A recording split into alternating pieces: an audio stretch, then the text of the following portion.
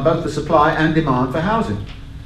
And of course that worked fine all of the time that the people who were buying the housing could pay off the debt over time. And when you started that system with people who had steady jobs and all that kind of stuff, then it really worked.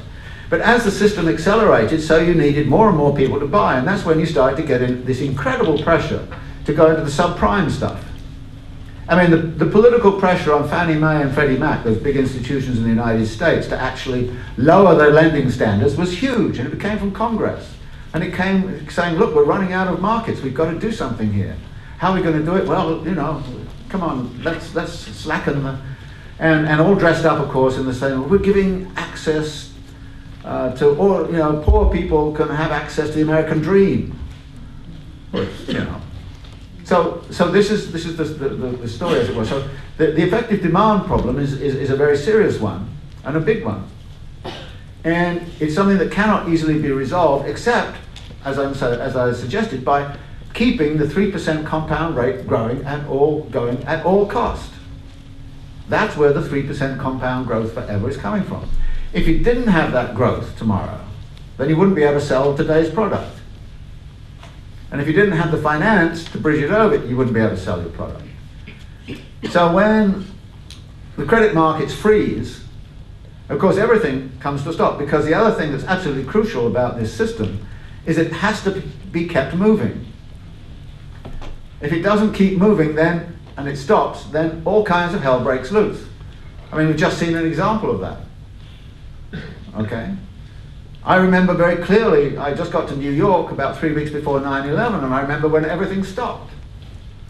And people looked at each other, and they didn't consume much, and they kind of talked, and you know, it was actually quite an interesting period of sociality, until Giuliani came on the television and said, for God's sake, get out your credit cards and start shopping. And we said, what? And then Bush appeared on a TV commercial for the airlines saying, please start flying again. And you suddenly realize that if you stopped the flow, then you're really in difficulties. And like we've seen with this fund, I mean, you know, the flow stopped only for a few days, but look at the damage it's done. All over the world, again, it comes back to the geography of it. What's happening to the Kenya farmers? What's happening to other people, you know, caught up in this thing? I asked the cab driver today, I said, how was trade during the Ash event? He said, absolutely appalling. I made no money whatsoever. I thought to myself, why should I come into work? It's no point. So everything, when it stops, everything starts to collide, and the ramifications are all over the place. So the continuity of the system is really fundamental. So the growth of the system and the continuity of the system becomes critical. This then leads to the big problem, which I try to address at the end of the book, and I don't have too much time to talk about here, which is, okay, what do we do about this? And I wrote a piece for the World Urban Forum about organizing for the anti-capitalist transition, in which you have to say, look, anybody in their right minds, when you do this analysis and you concern the systemic qualities of capital as opposed to the particular evils of greediness and, you know, institutional failure and blah, blah, blah, anybody looking at this would say we have to develop an alternative. And it has to be social control over the surplus. Now, you may think I'm crazy, but somebody like that's what Hyman Minsky was long ago talking about, saying, look, the only way you can avoid financial crises is by social control over the surplus. And then the question is, how are you going to do that? And who is going to do it?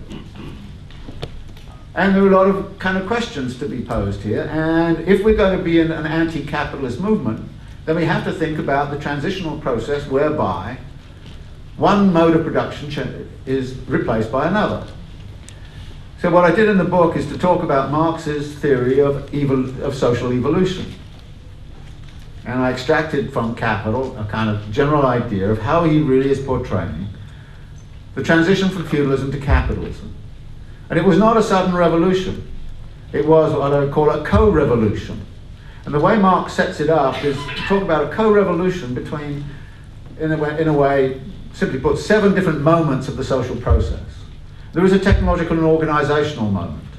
There is a relation to nature moment. There is a social relations moment. There is a production process, labor process moment. There is a daily life moment. there is a mental conceptions of the world moment, and there's an institutional moment. All of those elements have to change. And if you look at his chapter on machinery, it's really very interesting.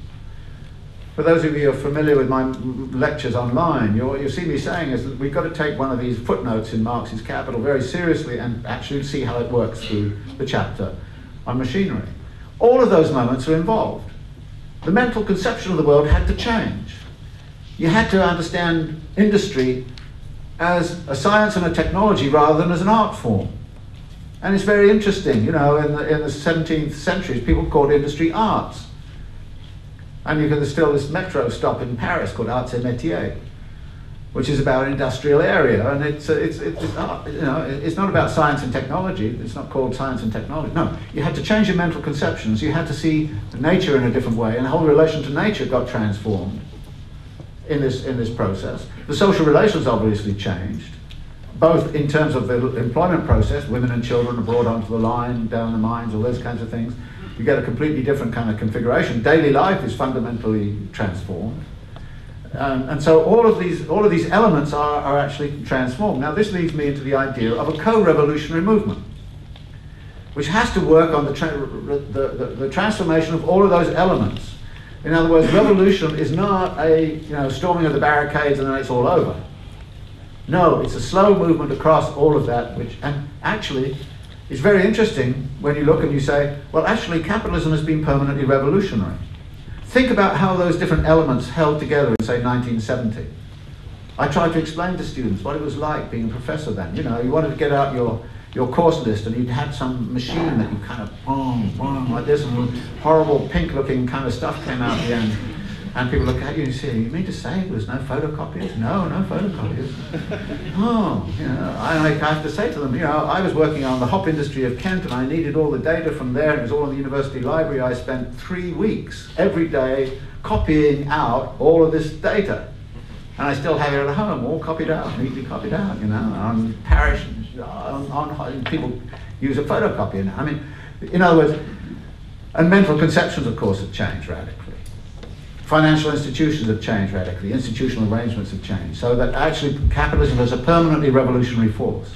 And my argument is the only way we can construct a revolutionary movement is to look at the contradictions within the co-revolutionary movement of capitalism and to seek ways to transform them into a different configuration and in a different direction. So it's not as if we're starting with a static situation and we have to revolutionize it. No, it's revolutionizing around us all the time. And you can see where some of the tensions lie. I mean, all the fight that's going on over the internet and how the internet should be used is a very good example of this. But how you have to change, also, if you want to solve climate change, for example, and deal with climate change, which is the relation to nature part, you can't do it without new technologies. You can't do it without changing social relations and daily life. You can't do any, I mean, in other words, it takes a revolution in all of those elements to actually come up with an answer to that. You want to do something with global poverty and you want to take it seriously, as opposed to the World Bank telling you, well, just use capitalism, it'll all work for you, which they've been saying since 1945. And I'm getting tired of it. I mean, I'm particularly tired of this rhetoric that says we're going to solve the problem of poverty without actually dealing with the problem of accumulation of wealth. I mean, you kind of say, this is ridiculous. We should be, instead of having an anti-poverty movement, we should be having an anti-wealth movement.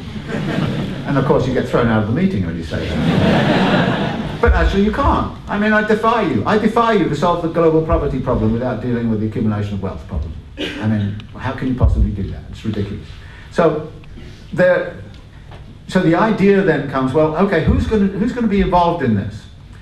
And I have this kind of utopian vision that all of the discontented and alienated, I include myself in that, will have an alliance with the deprived and the dispossessed. I can't say I'm deprived or dispossessed. I don't think, well, some of you may be if you're adjunct teachers in a